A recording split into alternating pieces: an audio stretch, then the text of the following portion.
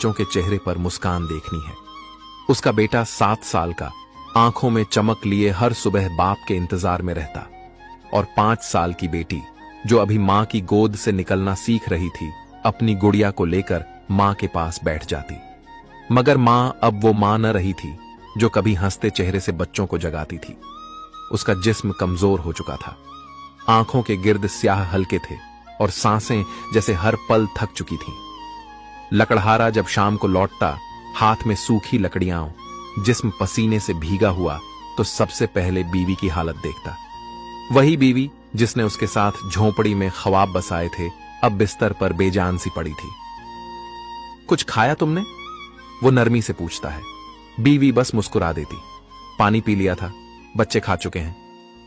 लकड़हारा sir हिला देता, झूठ बोलता, क्योंकि पैसों से दवा खरीदी थी। खाने के लिए तो उसके पास कुछ नहीं बचा था। बच्चे मां के पास बैठकर अपनी छोटी छोटी बातें सुनाते। बेटी अपनी गुड़िया की शिकायत लगाती।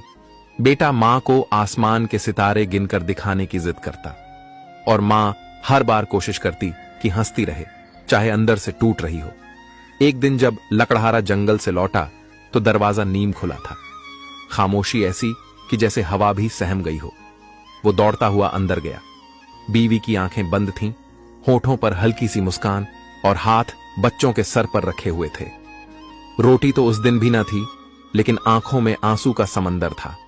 बच्चे मां से लिपटकर चीख चीख कर रो रहे थे, और लकड़हारा जो कभी मजबूत पहाड़ था, उस दिन झोंपड़ी के फर्श पर बैठा अपने बच्चों के साथ फूट फूट कर रो दिया। गरीबी, बीमारी और वक्त, बेरहम हाथ सब कुछ छीन चुका था, लेकिन अभी कहानी खत्म न हुई थी। ये तो बस शुरुआत थी। बीवी की वफात हो चुकी थी, कहर नाजिल हो चुका था।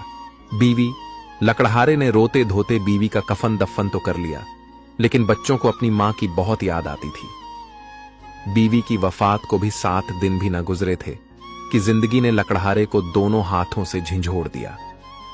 झोंपड़ी के अंदर एक ऐसा सन्नाटा था, वही जगह जहां कभी बच्चों की हंसी, बीवी की लोरी और लकड़ियों के जलने की खुशबू गूंजती थी, अब वीरानी का बिस्तर बन चुकी थी।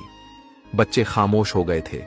बेटी गुड़िया को सीने से लगाए मां के बिस्तर पर गिरती रहती, और बेटा जो कभी बाप के पीछे जंगल जाने की जिद करता था, अब एक कोने में बैठा बस मां की कब्र की तरफ देखता रहता। लकड़हारा 2 इंसानों में बंट चुका था, एक जो दिन भर कुल्हाड़ी से लकड़ी काटता, और दूसरा जो रात को आंसू बहाता, मां के सवालों का जवाब ढूंढता, बच्चों के लिए रोटी का बंदोबस्त करता, और खुद खाली पेट सो जाता।